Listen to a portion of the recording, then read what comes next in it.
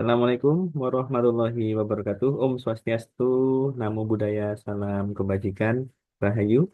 Kembali lagi bersama saya Agung Prayoga di channel Agenda Eduku. Pada kesempatan yang baik di hari ini, izinkan saya nanti untuk memaparkan jurnal berkaitan dengan digitalisasi rumah sakit. Ini tentunya berkaitan dengan penugasan dari program studi Magister Administrasi Rumah Sakit dari Universitas Muhammadiyah Yogyakarta. Oke, jadi nanti akan kita sedikit ulas bersama. Mungkin nanti akan paparkan gitu ya. Oke, untuk yang pertama ini adalah jurnal yang memang dikeluarkan pada tahun 2024. Tentu ini adalah salah satu topik yang cukup menarik, gitu ya. Apalagi ini berkaitan dengan digitalisasi rumah sakit. Itu jadi salah satu hal yang cukup relevan ya berkaitan dengan ini tentunya pengembangan ranah pengembangan gitu ya. Oke, ini adalah jurnal yang sudah saya temukan di Scopus. Jadi pembahasannya ini nanti adalah berkaitan dengan dampak perdarahan pasca operasi bedah. Tentunya ini bukan dilakukan dengan bedah biasa, namun memang menggunakan TORC atau Transoral Robotic Surgery.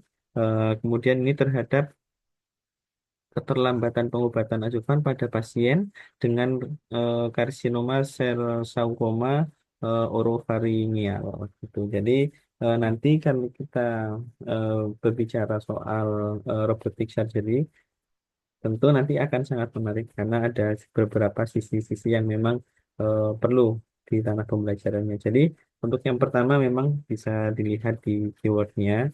Jadi beberapa hal yang berkaitan dengan jurnal ini adalah pertama untuk TORIS itu sendiri, kemudian HPV positif oropharyngeal cancer, kemudian berkaitan dengan post operatif hemorrhagic, kemudian head and neck cancer, kemudian disfagia. Jadi inilah hal-hal yang mungkin nanti akan saling berkaitan dalam jurnal berikut.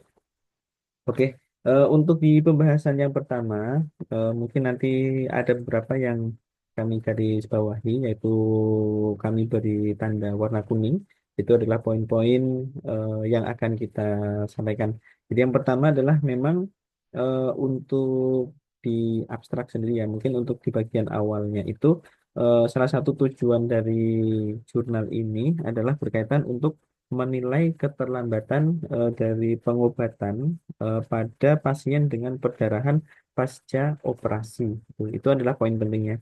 Memang untuk menilai di pasca operasi. Kemudian kalau dari hasil dan kesimpulan yang sudah disampaikan di jurnal ini adalah berkaitan dengan eh, perdarahan pasca operasi setelah dilakukan TORC itu dengan TAL tidak ditemukan memiliki risiko perdarahan perawatan atau beban disfagia yang lebih tinggi secara signifikan terlepas dari tingkat perdarahan atau dari keparahan perdarahan yang terjadi dari pasien. Apakah hal itu benar? Ya, mari kita simak bersama. Oke, untuk yang di bagian pertama tentu kita harus melihat dulu di bagian latar belakangnya, di bagian pendahuluannya. Jadi kalau melihat dari angka prevalensi, yang pertama kita melihat dari prevalensi kejadian insiden kanker orofaringeal, ternyata secara umum itu memang termasuk tumor HPV yang positif, kemudian yang negatif. Ini selama kurun waktu 20 tahun terakhir, ini memang mengalami peningkatan yang cukup signifikan ya untuk kejadiannya. Itu. Kemudian walaupun ini secara prognosisnya itu lebih baik dibandingkan ini ya, dibandingkan HPV, tapi memang untuk kejadian ini di negara-negara yang memang berpendapatan tinggi ini kejadiannya bisa 70% dari semua OPS GC. Jadi memang secara prevalensinya saja kita sudah bisa melihat bahwasanya memang kanker orofaring itu meningkat gitu ya. Jadi secara hal ranah solusinya berarti ini adalah menggunakan TORC. TRC sendiri adalah bisa dikatakan bedah robotik transoral. Ini memang secara minat mungkin di negara-negara yang sudah maju itu sudah banyak rumah sakit yang mengaplikasikan robotik surgery ini. Gitu. Kemudian untuk mengurangi risiko perdarahan pasca operasi yang parah bisa dilakukan ini arterial ligation.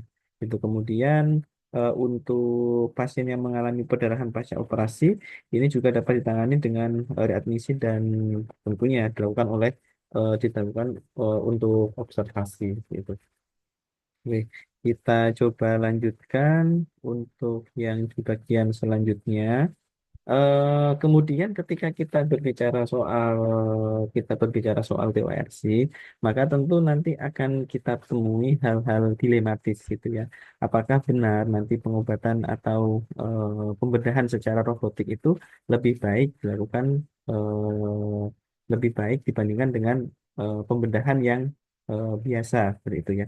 Pasti nanti akan muncul juga ini seperti yang di bagian atas di poin yang 4 ini. Jadi for the decision. Jadi nanti untuk ini pasti akan memunculkan juga kekhawatiran gitu ya. Bahwasanya intervensi tambahan dan perawatan di rumah sakit yang berkepanjangan setelah perdarahan pasca operasi dapat mempengaruhi penundaan pengobatan ajukan. Jadi ini memang terjadi hal-hal yang menimbulkan kekhawatiran. Di samping itu adalah mungkin hal yang cukup baru juga yang diaplikasikan. Kemudian meskipun telah terbukti memiliki skor disfagia yang dalam jangka panjang yang sebanding dibandingkan dengan radiasi primer, ini juga bahkan tidak jelas apakah morbiditas tambahan akibat perdarahan pasca operasi berkontribusi juga berkaitan dengan disfagia. Nah, kemudian kalau melihat di penelitian ini juga ini juga akan menilai apakah pasien yang menjalani TORC secara primer ya di bagian yang selanjutnya TORC primer dengan BAL ini mengalami perdarahan pasca operasi, mengalami keterlambatan dan memulai pengobatan adjuvan dibandingkan dengan mereka yang tidak mengalami perdarahan. Jadi nanti adalah perbandingannya yang mengalami perubahan perdarahan dan tidak. Kemudian untuk yang selanjutnya, jadi latar belakangnya sudah clear. Kemudian untuk di bagian metode, jadi untuk yang pertama memang penelitian ini dilakukan dari kurun waktu April, ini ya, April 2014 sampai April 2021, ya. Kemudian nanti memang untuk secara prospektifnya melalui basis data skor institusional. Itu kemudian memang nanti hal yang cukup penting dari pasien itu adalah berkaitan dengan data demografi dari pasien itu sendiri. Itu bisa jadi meliputi dari umurnya, kemudian diagnosisnya, kemudian terapi yang didapatkan, kemudian treatmentnya, kemudian pasca operasinya, gitu ya, dan lain sebagainya. Kemudian dokumentasi yang tidak kalah penting nih di sini disampaikan juga patient documentation including office itu jadi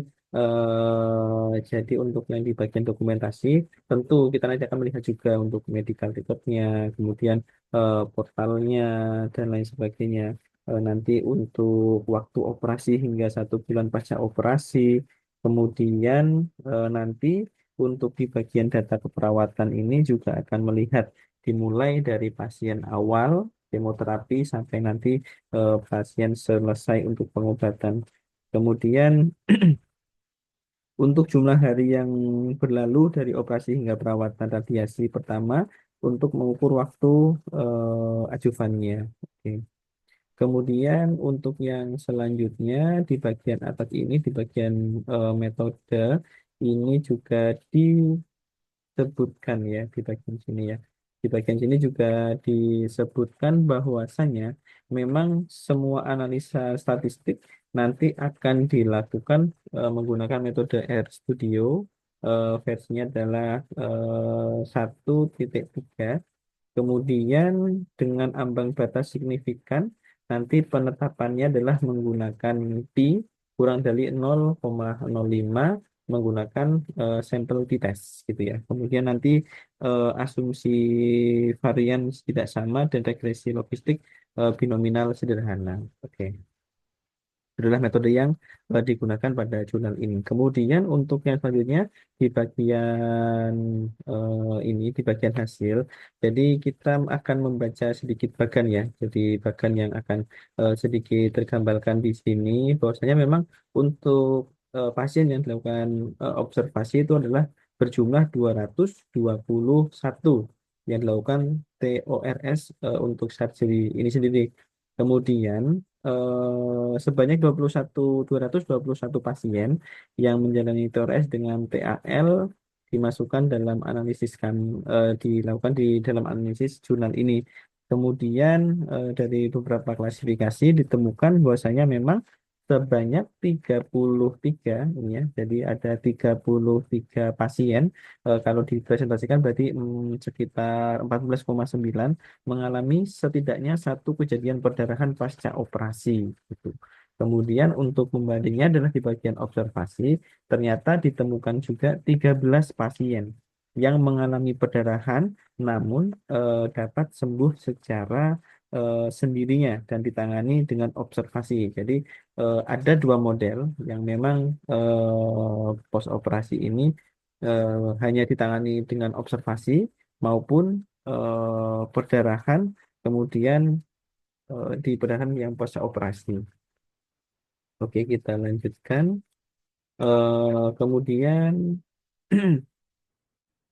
di intervensi e-sport secara keseluruhan untuk semua pasien dalam penelitian ini menjalani pengobatan lengkap atau parsial dan yang memiliki catatan pengobatan adjuvan yang cukup adalah sekitar 21 hari. Seperti itu.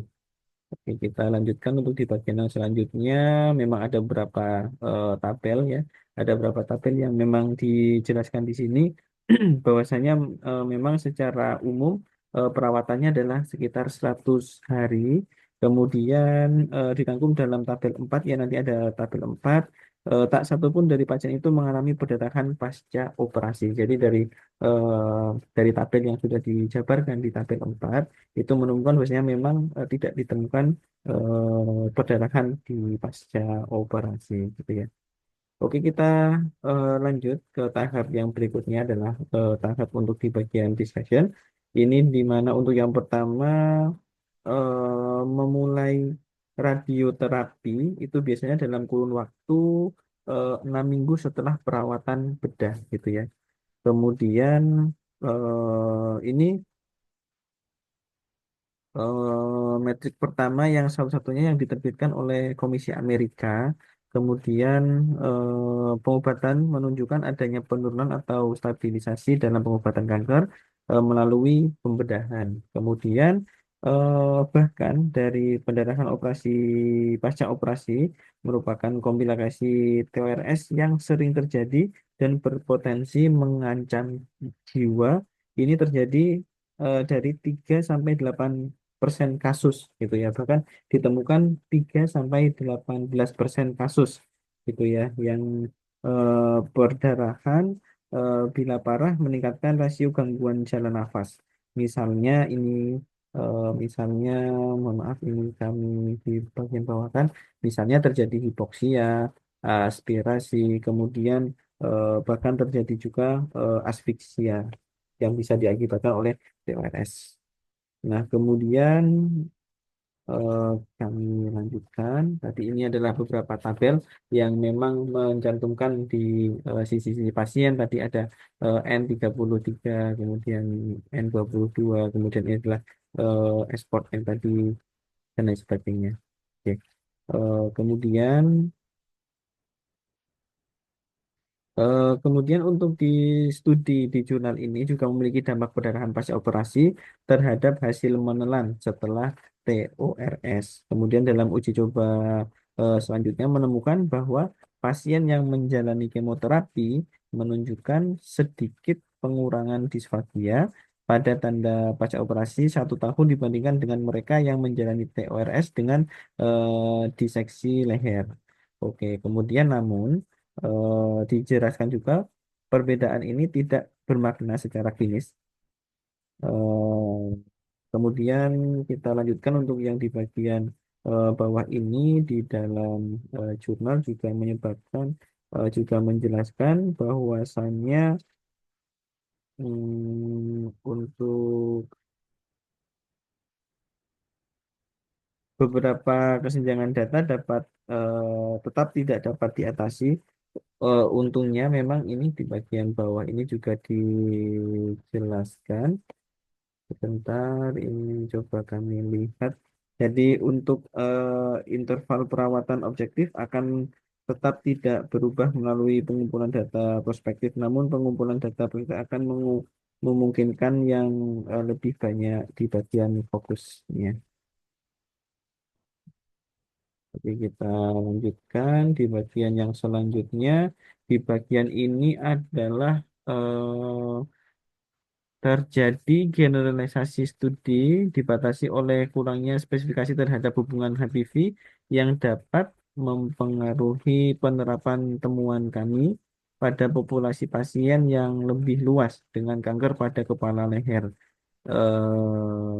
Seperti itu. Kemudian untuk di bagian kesimpulan, untuk di bagian kesimpulan pada jurnal ini, jadi untuk yang pertama ini adalah karena ini adalah bidang yang sangat multidisiplin, tentunya nanti untuk meredakan dan mengoptimalkan pengobatan untuk kelompok kanker yang sangat radiosensitif ini sangat penting ya, sangat penting untuk dilakukan evaluasi ulang praktik saat ini. Kemudian jika komplikasi bedah mengalami kemampuan pasien untuk menjalani radiasi tepat waktu, dapat mengurangi rekomendasi pengobatan yang dilakukan di TORS ini. Kemudian terlepas dari tingkat keparahan pendarahan, ini meyakinkan bahwa reseksi bedah pada kandidat yang tepat tetap sejalan dengan tujuan.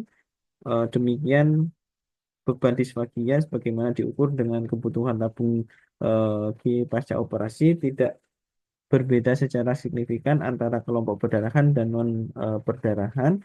Kemudian sementara perdarahan pasca operasi membawa morbiditas sendiri, hal ini tampaknya tidak membahayakan kemampuan pasien untuk memulai pengobatan adjuvan dengan sukses atau membawa peningkatan risiko morbiditas menelan.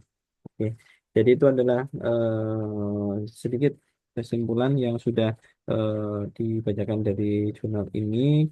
Adapun mungkin secara aplikasi atau penerapan mungkin di Indonesia apakah memungkinkan? Tentunya kita memang harus melihat dari banyak sisi karena memang itu juga akan berkaitan dengan sisi dilematis, berarti berkaitan dengan ranah etik yang memang juga harus dilihat dari beberapa hal yang memang kita aplikasikan. Tapi untuk kondisi Indonesia yang seperti sekarang, mungkin untuk di bagian robotik surgical mungkin sudah ada beberapa di rumah sakit, tapi mungkin untuk aplikasinya juga masih sangat terbatas. Di samping memang untuk ketenagaan yang handal juga kita di Indonesia ini sendiri juga memang perlu ditingkatkan kembali. Kemudian nanti secara sarana dan prasarana dan secara fasilitas juga memang harus mendukung secara utuh demi terciptanya robotik surgical ini. Kemudian mungkin itu yang dapat kami sampaikan pada kesempatan kali ini. Terima kasih atas waktunya. Sampai bertemu di lain kesempatan. Kami akhiri. Dari Taufik Hidayah. Nun wa nuqulani wa masturun wa billahi taufiq wal hidayah. Assalamualaikum warahmatullahi wabarakatuh.